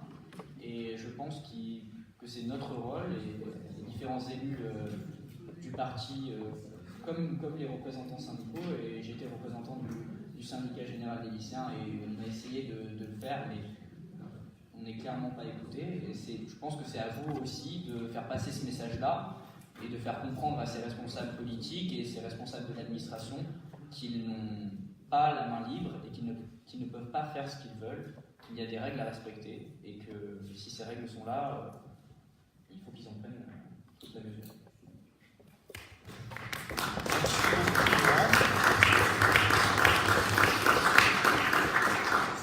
C'est en tout cas un témoignage engagé. J'ai compris que tu rentrerais pas avec moi demain soir par l'avion pour Singapour, mais voilà. Non, mais en tout cas, c'est vrai que je pense que c'était important aussi de recueillir ce type d'avis, et pour suivre peut-être, et tu auras d'autres compléments, mais je passe la parole à Jean Guizia, qui était donc en poste au Kenya et qui maintenant arrive dans la Cité du Vin vers Bordeaux, si je ne me trompe pas, à Bordeaux même. Donc voilà. Oui, voilà. Donc ça va être d'abord à ce sujet-là que je vais peut-être un peu réagir sur la mobilité. La mobilité, ça faisait 17 ans que j'étais au Kenya. Je suis arrivé au Kenya à 30 ans. Quand j'avais rencontré le premier responsable de la l'AEFE, il était déjà désespéré, on était en 2007, parce que ça faisait 6 ans que j'étais là, et que malheureusement pour lui, je m'étais marié avec une Kenyane, et donc j'allais rester toute ma carrière à Nairobi, et c'était un désespoir. Voilà, donc je prouve que la mobilité, elle est possible, même après 17 ans de carrière à Nairobi, pour des circonstances qui sont autres, d'avoir envie d'évoluer dans ma carrière, d'avoir envie aussi d'être proche de mes enfants qui rentrent dans le supérieur. Voilà. Donc il faut arrêter d'essayer d'imposer cette mobilité. Cette mobilité, elle revient très très rapidement dans le thème de ce débat, c'est l'austérité. Ne rêvons pas pourquoi on n'a pas envie que je reste plus longtemps au Kenya, si jamais on m'avait forcé, ce qui serait peut-être arrivé, c'est parce que je coûte de plus en plus cher. De fait, un résident... on continue malgré tout notre cursus, c'est dans la carrière. Donc je suis arrivé, je vais être très franc, 6e échelon. Je vais en partir au 11e. Je coûte beaucoup plus cher. Et à la l'AEFE, par mes retraites, mes pensions civiles, et à mon établissement, donc, qui payerait malgré tout 55% de mon établissement. Donc je pense que je fais plaisir à tout le monde. C'est bien, mais c'est un choix que j'ai eu le temps de mûrir aussi. J'ai des collègues, et c'est là que ça devient plus embêtant, j'ai des collègues qui ont reçu au mois de février, au mois de mars, limite dans les délais, je regarde mes représentants syndicaux, mais c'est vraiment limite dans les délais, leur lettre de non-renouvellement de contrat. Voilà, ils l'ont appris, ils avaient un conjoint qui lui par contre était renouvelé. On fait comment, j'en sais rien. Voilà, donc c'est tout ça qu'il faut comprendre. Quand tu disais que le directeur de Singapour était maintenant à la DRH, visiblement il n'a pas tout appris de ce qui se passait sur le terrain, ou alors il a très vite appris ce qui se passait à l'AEFE. Donc voilà, c'est ça qu'il faut comprendre quand on est un enseignant résident. Je prétends également que passer 17 ans dans un établissement, c'est pas s'encrouter. C'est aussi garder la mémoire dans l'établissement. C'est très important. Si on force la mobilité de tous nos collègues, au bout d'un moment, il n'y aura plus d'historique. Et j'ai la prétention de dire qu'à la l'AEFE, il manque aussi un peu d'historique. Je parle du siège. Donc voilà, c'est quelque chose qui est très important et il faut l'entendre. Voilà, donc sur la mobilité, je ne vais pas y aller trop fort, en tout cas pas beaucoup plus loin. Et donc je vais essayer de compléter un peu ce qu'a dit Johan sur Parcoursup. Et je reprendrai un peu ce qu'est l'analyse. APB, et ça c'est Johan qui l'a dit, APB, ça ne fonctionnait pas. Donc quand on détruit Parcoursup et que la grosse argumentation qu'on peut voir quand on se bat un peu sur Facebook ou dans le forum du Monde, des choses comme ça, la seule réponse qu'on nous dit, oui, mais APB ça ne fonctionnait pas. Et oui, on est tous d'accord que APB ne fonctionnait pas. Sauf que quand dans l'été 2017 et que c'était les grands cris d'Offrée parce que quelques élèves ont été tirés au sort, ce n'était pas le principe général d'APB, c'est faux. D'accord, donc quelques élèves, peut-être un peu trop parisiens, mais quelques élèves ont été tirés au sort, ça a été le scandale. Et donc, ça a commencé à monter en pression sur les réseaux sociaux et bien entendu, méthode Macron, on communique. Donc ça, c'est comme le disait Hélène, on va tout de suite communiquer. On prend le sujet à cœur. Regardez, on va oublier ce qui se passait avant. APB, ça ne marche pas. On va vous construire un nouveau modèle. Ce modèle extraordinaire, plus de choix pour les élèves. C'est ce qu'on nous disait, hein. Rappelle-toi, Johan. Une vraie transparence, parce qu'APB, ce n'était pas transparent, même Johan s'est piégé. Et les élèves seront beaucoup mieux orientés. Voilà. Qui peut être en désaccord avec ce genre de présentation? Personne. On aurait pu tous applaudir, qu'on soit au PS ou qu'on soit macronien. Je sais, à tout le monde, parents d'élèves, voilà, tout le monde peut applaudir. Sauf que, d'habitude, ça ne suit pas. Ça n'a pas suivi du tout. Nous n'avons eu les conseils, les circulaires ne sont arrivés que très tard. Pour l'AEFE, pour les élèves de l'AEFE, qui sont toujours un peu particuliers, hein, soyons honnêtes, je prends juste l'exemple de la particularité de l'AEFE, c'est le supérieur. On voulait absolument que les élèves des académies soient prioritaires pour les facs, pour les formations dans le supérieur. C'est pas possible pour un élève de l'AEFE. Ou alors, si je vous donne mon exemple pour mon lycée, mes élèves, à moi, auraient été obligés d'aller dans le supérieur à La Réunion. Donc je vous donne un exemple, une fratrie à Paris, réelle. Notre fratrie qui est encore plus petite au lycée de Denis Diderot, et les nouveaux, parce qu'ils n'ont pas eu de chance, ils ne sont pas APB mais Parcoursup, à La Réunion. Ça pose un gros souci, donc voilà. Mais le SORES, qui est le service d'orientation de la l'AEFE, n'a pas été en mesure de nous donner des mesures claires et sur lesquelles on devait communiquer avec les parents et avec vous, hein, les élèves, que fin janvier. C'est là que le SORES a été capable de nous dire à quelle sauce nous allions être mangés. Mal préparé, enfin, l'effet d'annonce et on n'est pas prêt. Voilà. Donc, à dessein, dans cette présentation, je ne citerai aucun chiffre. Pour ceux qui suivent un peu l'actualité, on est dans du n'importe quoi pour les chiffres. Je suis prof de maths et donc un chiffre, c'est un chiffre. Et donc là, les données chiffrées qu'on nous donne c'est du n'importe quoi. On enlève des élèves parce que soi-disant ils sont inactifs. Donc, si jamais on fait le bilan de Parcoursup uniquement sur du chiffre, on pourra faire dire ce qu'on veut à Parcoursup. Donc, voilà. Donc, je vais juste prendre quelques exemples sur le choix. Alors, le choix, déjà, il y avait beaucoup moins de choix parce que sur Parcoursup, on pouvait aller entre 24 et 36 suivant les années. Choix, on est tombé à 10. Donc, déjà, il y avait beaucoup moins de choix. Donc, ça, il faut le savoir. Donc, le choix, soi-disant, qui était une des catégories qui allait améliorer le système, n'est pas vrai. La transparence. Alors, la transparence, là, il y a beaucoup plus à dire parce que c'est quand même très macronien, la transparence. On est transparent tout le temps. Mais l'algorithme national n'a été communiqué que très tard. Les algorithmes locaux, parce que comme on devait choisir des élèves, c'est ça le principe de Parcoursup, on devait choisir des élèves suivant leur volonté, leur capacité à poursuivre ce qu'ils vont faire dans le supérieur. J'espère que vous voyez un peu l'ironie.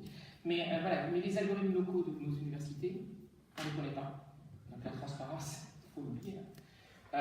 Et on a eu voilà, l'algorithme national qui, soi-disant, était bien meilleur que celui de APB. Je ne suis pas sûr que les créateurs aient réellement apprécié l'aspect humain, puisque là aussi, c'était dans l'aspect choix, les élèves allaient pouvoir avoir toute la réponse sur tous leurs choix, et surtout, ils allaient pouvoir attendre autant de temps qu'il fallait pour se décider sur leur vraie, la future formation qu'ils allaient suivre.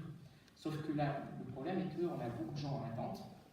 On a beaucoup de gens qui ont un choix. C'est vrai hein, qu'on a quand même l'algorithme a fonctionné. Hein. Il y a des élèves qui ont eu leur choix, un choix en tout cas parmi les 10 qu'ils ont mis sur leur plateforme. Mais comme ils sont des vœux en attente, eh bien, ils ne s'inscrivent pas définitivement pas. Voilà, ils ne sont pas inscrits dans le supérieur. Et là, moi je prétends que la rentrée universitaire va être chaude. Chaude pour les étudiants qui vont découvrir au dernier moment tu sais qu'il faut que j'aille chercher mon appartement, parce que c'est ça qui se passe. Ça va être très chaud pour nos amis les recteurs qui sont un peu macroniens, mais ils vont avoir les présidents d'université. N'oublions pas que la ministre de l'enseignement supérieur est une ex-présidente d'université, mais je crois qu'elle a oublié elle aussi le terrain, parce qu'ils sont incapables d'avoir une idée bien précise de qui va réellement venir dans l'université. Donc la transparence, voilà, c'était un effet d'annonce, c'est bien. Et alors, ils allaient être beaucoup mieux orientés, n'est-ce pas, Johan? Tu as été comparé avec les élèves de l'année dernière et des années précédentes, beaucoup mieux accompagnés, parce que orientation ne veut rien dire.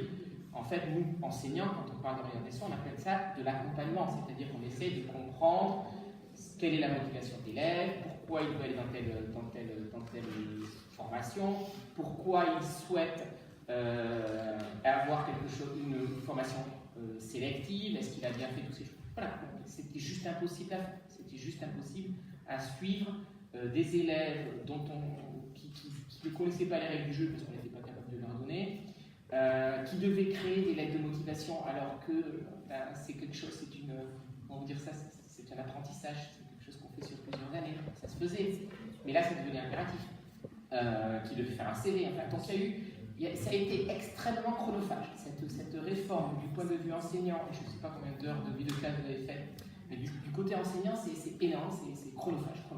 Voilà. Donc si on voulait bien faire son boulot.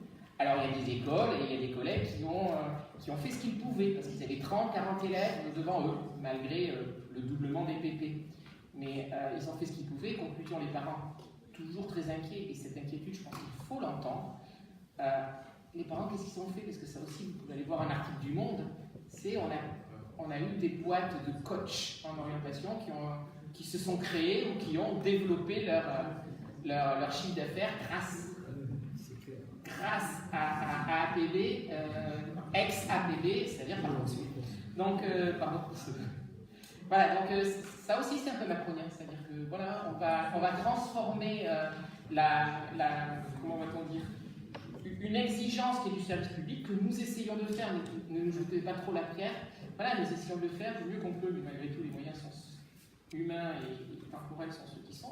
Donc voilà, donc cette réforme était pour moi extrêmement mal préparée, elle a été annoncée trop vite, et juste pour conclure, je donnerai juste cet exemple-là, parce que c'est un exemple à EFE qui pour moi est extrêmement flagrant. Enfin, il représente exactement ce qui s'est passé. J'ai eu un élève qui était vraiment un excellent élève, ça arrive même en Afrique, d'avoir des excellents élèves non français, donc comme il était excellent, et merci la EFE, ils ont reconnu son excellence en lui donnant le parcours, ce qu'on appelle la bourse d'excellence. Donc c'est très bien, je ne sais pas si vous voulez que je développe sur la bourse d'excellence, mais ça facilite énormément l'orientation de l'élève, en tout cas son acclimatation en France. Donc excellent, il y avait, je ne sais plus, c'est 150, je ne sais pas si quelqu'un connaît le nombre, mais c'est 150 environ bourses d'excellence dans le monde, donc c'est quand même un programme assez sélectif. Voilà, donc cet élève est vraiment bon, demande Henri IV, normal, on a le droit de demander une formation très sélective, mais demande aussi une classe prépa à Lille, demande une autre classe prépa à Lille, alors pour le coup privé, Lille étant aussi, ça c'est une problématique des élèves de l'étranger, c'est avoir une famille quand même qui puisse être référente si jamais ils ont des soucis. Donc voilà, donc il avait centré sur le Nord.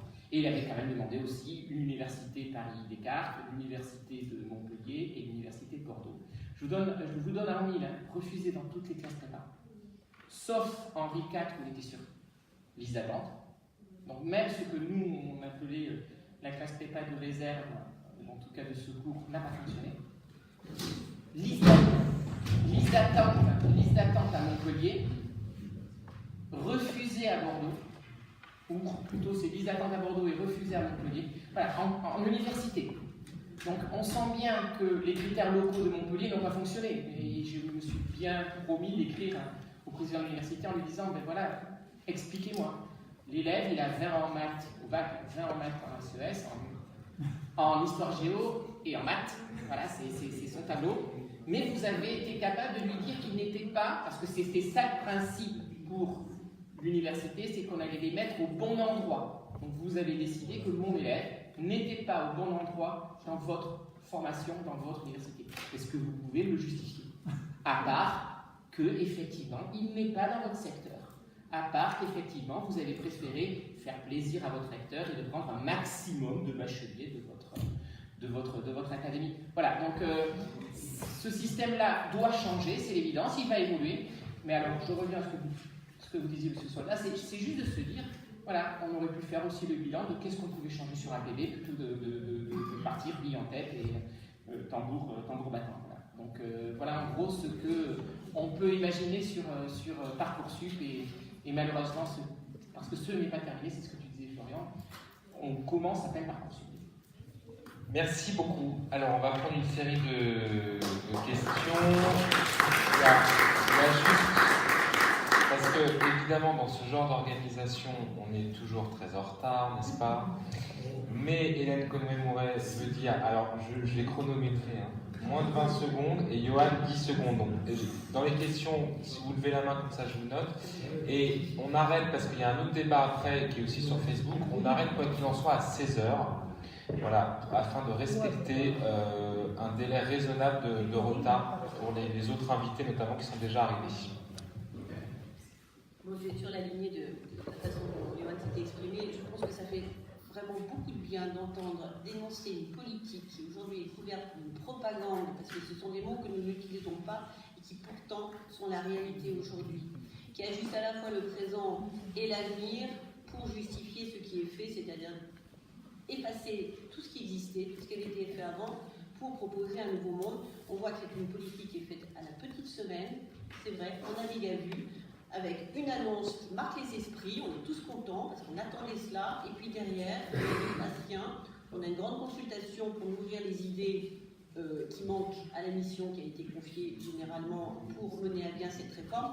Et ce que je voulais dire simplement, c'est que c'est dans tous les domaines comme cela. Ce n'est pas simplement l'éducation, et merci d'avoir utilisé ce vocabulaire et surtout ces retours de terrain. Juste pour faire aussi la petite pub de notre association, je vous invite à aller sur le site Droit des lycéens, sur lequel vous retrouverez nos communiqués. Donc, nous avons attaqué l'État plusieurs fois au tribunal administratif. Nous sommes notamment au Conseil d'État pour APB et donc aussi pour Parcoursup, pour avoir les algorithmes locaux, car on nous a donné un algorithme national qui n'a aucun sens, puisqu'il dépend forcément des algorithmes locaux. Et je tiens juste à donner 2 chiffres quand même, je suis désolé, je donne des chiffres. Donc aujourd'hui, nous avons 62 000 étudiants sans affectation, 62 000, et 96 000 ne savent pas où ils iront. Et dans ces 96 000, peut-être que certains quitteront la plateforme et n'accepteront pas, même s'ils ont des propositions. Donc on a quand même 96 000 personnes, plus 62 000 sans affectation, qui ne savent pas où ils seront l'année prochaine, et donc ils vont se retrouver dans des logements qui ne sont pas adaptés, qui sont chers, qui sont loin. Et donc tout ça grâce au gouvernement, j'ai envie de dire merci. Alors, merci beaucoup. Mehdi a une question. Ensuite, Guy. Alors, pardon, mais Mehdi, Sylvain, Guy. On prend cette série, ces 3 premières questions. Alors, ce n'est pas réellement des questions, ce sont des réflexions. La première, c'est sur le doublement des effectifs avec le manque de moyens et la baisse de la qualité, comme le disaient Patrick et Alain. Comme vous le savez, je suis enseignant au lycée de Lisbonne, en sciences économiques. Et à Lisbonne, on connaît une situation particulière, c'est-à-dire qu'on a un lycée conçu pour 1600 élèves, et on en accueille depuis la rentrée dernière 2000 et à la rentrée dans une semaine 2100. Donc on a des effectifs qui augmentent tous les ans, sous la pression des nouvelles arrivées de Français, et forcément des moyens qui n'augmentent pas, puisqu'on a toujours le même nombre de divisions. Donc on a énormément d'élèves par classe, enfin, on en a plus que quand je suis arrivé. Je suis arrivé il y a 10 ans, par exemple, j'avais une terminale à 10 élèves. L'année dernière, j'en avais 30 et 30. Donc c'est plus du tout le même confort d'enseignement, c'était plus du tout le même confort d'orientation et d'accompagnement. Donc forcément, la qualité diminue, et pour la première fois depuis de nombreuses années, on a connu des échecs au bac. On a connu énormément d'élèves au repêchage et des échecs au bac. Donc il ne faut pas se leurrer, effectivement, sur l'affichage de la l'AEFE. Plus la qualité va se dégrader, plus les résultats vont se dégrader aussi.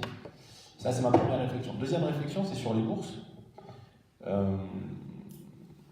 me semble y avoir un déséquilibre, mais je ne peux pas croire, et c'est pareil pour Parcoursup, mais j'y viendrai après, je ne peux pas croire que le gouvernement avance sans idée réelle de ce qui va se passer, et à mon avis, il avance plutôt avec des annonces masquées qui interviendront beaucoup plus tard. C'est-à-dire qu'on ne peut pas supprimer 33 millions d'un côté, avec la conséquence augmentation des frais de scolarité, comme l'a rappelé Alain, sans que ça ait des conséquences sur les enveloppes de bourse, pour les filles. Forcément, si les frais de scolarité augmentent, les enveloppes de bourse augmentent, puisqu'elles sont calculées par rapport aux frais de scolarité. Donc je ne vois pas, si vraiment le gouvernement veut faire des économies, ce qui supprime d'un côté, il va être obligé de le remettre de l'autre, à moins qu'il décide de ne pas le remettre. Donc est-ce à dire que dans un horizon plus ou moins court, on va nous diminuer les enveloppes de bourse? Moi, c'est ce que je crois. Pour l'instant, on n'a pas de réponse, mais je pense que c'est ce qui va arriver dans un avenir plus ou moins proche. Parce que sinon, je ne comprends pas la logique budgétaire du truc. C'est-à-dire que si c'est supprimé 33 millions d'un côté, avec l'augmentation des frais de scolarité, la formule du calcul des bourses va forcément faire augmenter les quotités des familles, je ne vois pas comment c'est tenable. Et enfin, la troisième réflexion, c'est sur Parcoursup. Je ne crois pas qu'il y ait de hasard en politique. Je rappellerai juste qu'APB a été créé en 2008. C'est rentré en vigueur en 2009, mais lorsque j'étais prof à Lyon en 2008, c'était l'année d'expérimentation. Et à l'époque, il me semble que dans le cabinet du ministre de l'Éducation de l'époque, il y avait Jean-Michel Blanquer. Et cette année, il y a encore Jean-Michel Blanquer.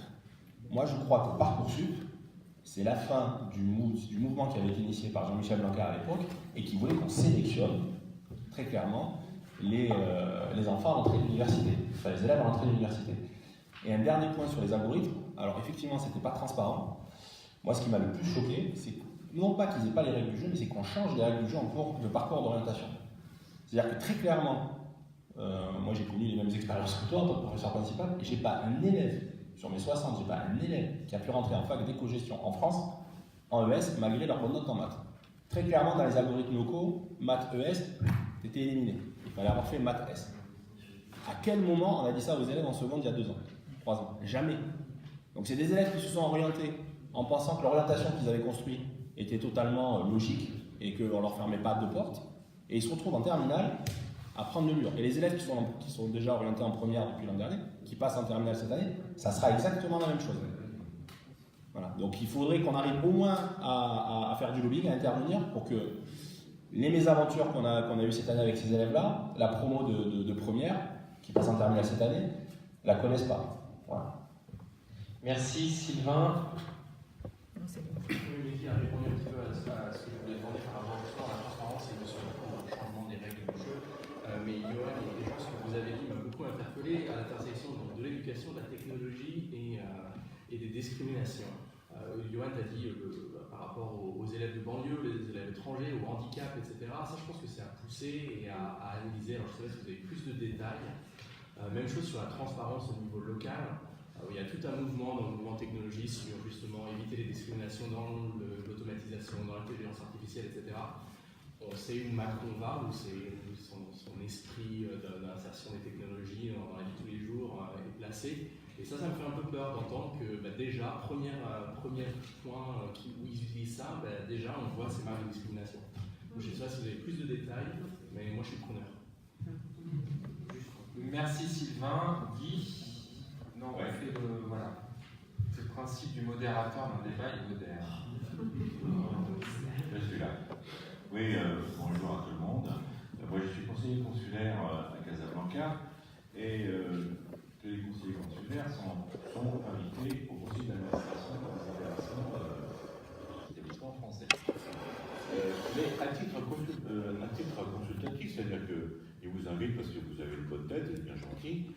En fait, effectivement, si vous donnez un petit avis, on en prendra peut-être compte, mais tout compte fait, vous n'avez pas le droit de vote. Alors ça, moi, ça me gêne beaucoup, parce que bien souvent, mes idées politiques coïncident un petit peu avec les gens qui sont syndicats dans les conseils d'administration, et moi, je ne peux pas voter avec ces gens-là. Alors je voudrais savoir si, effectivement, nos politiques, Hélène ou Yves, vous pourriez faire quelque chose pour que ce soit écrit dans la loi, à mon avis, modifier la loi des conseillers consulaires pour que les conseillers consulaires puissent vraiment participer à la vie du conseil d'administration et qu'ils puissent voter en même temps que les profs et même peut-être les élèves, etc.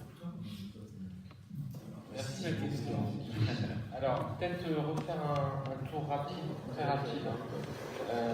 Patrick voulait dire quelque chose. Yoann voulait aussi répondre à la question. Et puis, la question de Guy par rapport aux présences dans les conseils d'établissement. Merci. Oui, il y a beaucoup de sujets. Sur le conseil d'établissement, je suis d'ailleurs content que ces demandes rejoignent un mandat historique du SNES, puisque ça fait des années que nous demandons que les conseils d'établissement, principalement des établissements en gestion directe de l'AFE, soient des conseils d'administration, ce qui ne le sont pas aujourd'hui. Sur Parcoursup, je ne fais pas l'impasse, mais je vous renvoie aux multiples publications du site, de notre site national, donc www.snes.edu, pour dire tout le bien que nous en pensons, qui rejoint évidemment beaucoup de choses qui ont été dites ici. Je voudrais juste ajouter alors, deux petites remarques. Sur de nombreux sujets, je ne vais pas tous les reprendre, je pense qu'il faut être vigilant sur qui fait quoi. Il y a toute une partie qui relève du ministère de l'Éducation nationale. Nous demandons une plus grande implication du ministère de l'Éducation nationale, y compris dans le giron, au sein de la EFE. Aujourd'hui, le MEN entretient une espèce de flou, en vérité, sur sa position par rapport à beaucoup de choses. Parcoursup, c'est le MEN, la EFE n'a rien à voir là-dedans. La EFE, elle tente comme elle peut, pas moi qui vais les défendre, mais comment ça se passe, elle tente comme elle peut de courir derrière les informations quand elle les a. Je pense que, même s'il y a des choses qui peuvent être demandées, certaines nouveautés, etc., le MEN, le ministère de l'Éducation nationale, pardon, le MEN reprend la plupart des réformes vont s'appliquer, puisqu'il s'agit d'un réseau homologué. Le problème, c'est que tout est toujours appliqué sans moyens. Et je pense qu'il y a, et c'est ma deuxième remarque, une distinction à faire qui est un des gros problèmes, une des grosses difficultés de l'établissement public à l'EFE depuis quelques années. C'est la place budgétaire, puisque la tutelle, l'argent arrive par le ministère des Affaires étrangères. Et donc, l'agence est tributaire de l'évolution de ce budget. C'est ce qui va se passer en 2019, c'est ce qui s'est toujours passé. Le problème que cela pose, c'est que quand il y a un accent clair qui est mis sur l'éducation nationale, c'était le cas c'était l'engagement Hollande, la priorité à l'éducation. Nous, on s'est battu pour demander, pendant des années, pas toujours avec succès d'ailleurs, que cette priorité à l'éducation nationale ait une transcription pour le réseau de l'enseignement français à l'étranger. Mais on a un premier blocage qui est budgétaire, puisque le MEN ne donne pas d'argent à l'établissement public à EFE, puisque la tutelle, c'est le MAE, les programmes ont été rappelés, le 185 et le 151 dans le budget global des affaires étrangères. Ça, c'est une difficulté. Alors nous, on a toujours demandé à ce qu'il y ait une double tutelle réelle, c'est-à-dire avec également un engagement budgétaire de l'éducation nationale. Certains points ont été évoqués, la pension civile des personnels détachés, le casse-pension des détachés, mange aujourd'hui quasiment la moitié de la dotation de l'agence quand elle reçoit son budget de l'État. Cette pension civile pourrait, comme c'était le cas auparavant d'ailleurs, être redonnée à charge du ministère de l'Éducation nationale, puisqu'il s'agit d'agents de son ministère. Cela pourrait soulager, on va dire, un peu la EFE. Sauf que l'hypocrisie du ministère de l'Éducation nationale, c'est qu'elle n'en veut pas. C'est qu'elle donne de plus en plus de charges. Je prends l'exemple de l'homologation. Le ministère de l'Éducation nationale dit qu'il faut que la EFE, qui a une forme d'expertise, s'occupe du suivi de l'homologation. Très bien, je lui donne raison. On est d'accord, autant que ce soit fait par des gens qui ont pignon sur rue, qui ont des contacts avec le terrain et qui connaissent l'éducation. Mais sans aucun moyen. Le même transfert cela sans aucun moyen. Ce qui fait qu'au bout d'un moment, ce n'est pas possible. Les visites, les contrôles, etc. ne sont pas possibles et c'est la qualité qui est impactée. Donc je pense qu'il faut regarder tout ça avec beaucoup de vigilance. Nous, on a toujours demandé à ce qu'il y ait une implication plus forte du ministère de l'Éducation nationale. On va voir ce que donne le budget 2019, mais c'est pareil. Il y a un gros problème d'éducation en France, ça a été dit, je n'y reviens pas. Des choses sont faites, y compris en termes de postes, etc. Il y a une forme de sécurisation de ces postes-là parce que personne ne veut devenir prof aujourd'hui et pour cause. Donc si en plus on enlève les postes, on ne va pas y arriver. Aujourd'hui, on est déjà à la rentrée 2018, là. Les académies, alors autrefois c'était une exclusivité de certains rectorats ou vice-rectorats d'outre-mer qui avaient du mal à pourvoir. Je prends l'exemple de Mayotte, dont je m'occupe aussi. Aujourd'hui, à Mayotte, on a 50% de titulaires. C'est-à-dire que l'éducation est faite avec la moitié de contractuels. Et on demande à contractuels de venir d'un pays, de l'autre, pour enseigner sur des contrats totalement précaires. Les académies de rentrée aujourd'hui, je vais prendre l'exemple de la plus grande de France, Versailles, sont déjà en train de faire appel à des... c'est ça l'éducation aujourd'hui. Donc, tant qu'on n'aura pas revalorisé cela et fait les choses de manière correcte pour attirer un peu les jeunes dans l'éducation, on ne réglera pas cette question. Mais au-delà, le MEN doit s'engager davantage. Plusieurs intervenants ont parlé de la question des détachements. Il faut absolument que le MEN mette les mains dans le cambouis, si je puis dire. C'est-à-dire qu'il aide, qu'il défende, qu'il soutienne, à partir du moment où la décision politique est prise, cet enseignement français à l'étranger. Ce n'est pas en précarisant les statuts comme le modèle que l'on prône aujourd'hui, y compris sur l'ensemble de la fonction publique. Ce n'est pas en précarisant les statuts, en faisant appel à de plus en plus de vacataires, qui eux-mêmes sont par essence précaires, qu'on va régler la situation. Merci beaucoup. Hélène voulait apporter, mais il y a deux, j'ai vu deux mains qui se lèvent, on est très en retard, donc il y a Théo et... Pardon ? Oui, voilà, exactement. Donc vas-y Théo. Oui, non mais voilà, je vais être rapide. Florian, juste, il y a des questions sur le live, si on peut en prendre une ou deux. C'est ce que je vais faire. Bon, alors je vais poser ma question, je ne sais pas si c'est un commentaire ou une question, mais Mehdi m'a réveillé sur son commentaire de l'APR, la fameuse base de données. J'ai vu sur TV5 Monde, les gamins se plaignent tellement qu'ils font des choix, ils vont nulle part, et je vous ai entendu tous. Alors j'ai une simple question, parce que finalement ce système c'est un match.com élève-prof. Donc, c'est-à-dire qu'il y a tant d'élèves, ils veulent aller vers tant de succursales ou tant de métiers vers le futur, ils font des plans. Donc, on a toutes ces données. Et ce que j'ai l'impression, c'est que le système est fait par les profs pour les profs, c'est-à-dire on a tant de profs avec tant de matières à donner, et vous allez avoir 20 places pour cette matière, 30 places pour cette matière, et une fois qu'on a fini, les élèves, on remplira avec ce qu'il y a des élèves. Et moi je me demande si il ne faudrait pas changer le système, de dire les élèves veulent tant de choses, mettons tant de matières pour remplir ce que veulent les élèves, et laisser les enfants. Renverser le système. Et tout d'un coup, voilà quoi. Merci beaucoup Théo. Alors, je vais simplement lire une question et après il faut vraiment conclure. Donc, vas-y, prépare-toi Emma. Anna, voilà. Et simplement dire aux personnes qui nous suivent sur Facebook, il y a quelques questions qui sont plus d'ordre privé notamment. On y répondra directement. Non, mais sur des questions par rapport à des dossiers, en fait. Il y a des questions, quand je dis d'ordre privé, c'est que je vois qu'il y a par exemple une question sur l'assistance médicale, ce genre de choses. Donc ça, on va prendre le temps, juste après le débat, d'y répondre.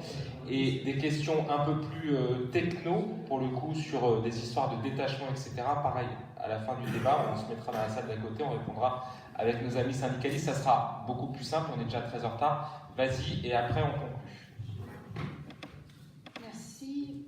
Bonjour, je suis du Mali, je suis enseignante en contrat local, je suis représentante des enseignants en contrat local au niveau du lycée Liberté, c'est le lycée conventionné de Bamako, et en même temps je suis présidente de Français du Monde, du coup je participe aux commissions de bourse. Alors moi j'ai vraiment trois problèmes que je vais juste dire, je ne vais pas poser trop de questions, je vais juste faire un constat. Déjà au niveau de lycée Liberté qui doit accueillir 1400 élèves, mais qui n'a pas assez de place dans ses locaux. Du coup, les écoles homologuées, il y en a deux qui sont à côté, les Lutins et les Angelots. Eux, ce qu'ils ont fait, c'est qu'ils ont ouvert une classe de seconde. En ouvrant une classe de seconde, c'est vrai qu'à Liberté, on avait un petit peu fait de malin parce qu'on s'est dit on est exclusif et du coup tous les élèves sont partis vers les Angelots. On s'est retrouvé en déficit, il manquait une cinquantaine d'élèves. Ce qui s'est passé, c'est que la SCAC, avec la direction, ce qu'ils ont mis en place, c'est qu'ils ont mis un concours d'entrée qui se fait au niveau de liberté, c'est-à-dire que quand un élève quitte une classe d'une autre école qui n'est pas homologuée, vient à Liberté ou aux Angelots ou au Lutin, doit passer un test. Et ce test est en commun dans les 3 écoles. Si on rate dans une école, c'est fini. Alors, aujourd'hui, on se retrouve avec des élèves qui sont français, des familles qui n'ont pas les moyens, qui ont droit à la bourse, puisqu'on a fait la commission de bourse avant la rentrée, et qui se retrouvent sans école parce qu'ils ont raté le concours, parce que Liberté ne veut pas de concurrence. Parce que dès qu'ils arrivent à avoir le concours, ils vont passer d'abord à Liberté, et on ne regarde même pas la localisation, là où ils sont logés, parce qu'il y en a qui sont logés plus loin que Liberté, qui sont plus près d'une école homologuée. Ça, c'est un premier cas. Et aussi au niveau des... Parce que je suis représentante quand même du personnel enseignant, on se retrouve avec un conflit entre les contrats locaux, les enseignants en contrats locaux, et les enseignants titulaires, puisque avec le fameux ISBL, qu'on récupère au niveau de l'écolage, les enseignants en contrat local, quand un contrat local demande une revalorisation de salaire, on leur dit c'est pas possible parce que eux ont l'ISBL qui est de l'équivalent d'1 million 1 500 €, et vous qui avez droit à 20 000 francs, c'est pas possible. C'est pas possible. 20 000 francs. Et on nous dit, si c'est comme ça, si on ne donne pas l'ISBL aux titulaires, ils vont partir et l'école va fermer parce qu'il n'y aura pas assez d'enseignants titulaires pour pouvoir après être considérés comme une école subventionnée. Bon, j'ai demandé, quand on était en réunion au délégué qui représentait l'AEFE, qui m'a dit que c'est pas vrai. Mais nous, on nous a mis une épée de Damoclès en disant si vous continuez comme ça, l'école va fermer, vous serez sans emploi, c'est la seule école qui vous paye très très bien. En plus, on vous a fait venir de France spécialement. Voilà. Bon, je trouve qu'il y a tellement de chantage. On souffre autant que les élèves. On souffre autant que les élèves. Nous, les enseignants, que ce soit les enseignants en contrat local ou les enseignants titulaires. On nous a même fait croire que les enseignants en contrat local n'étaient pas compétents. Et pourtant, on a autant d'élèves, sinon plus de classes que certains titulaires. Et moi j'ai des élèves de terminale, j'ai des élèves de première qui ont eu le bac sans problème. Alors parfois je me pose des questions sur mes compétences après. Voilà, c'était juste un témoignage. Je vous remercie.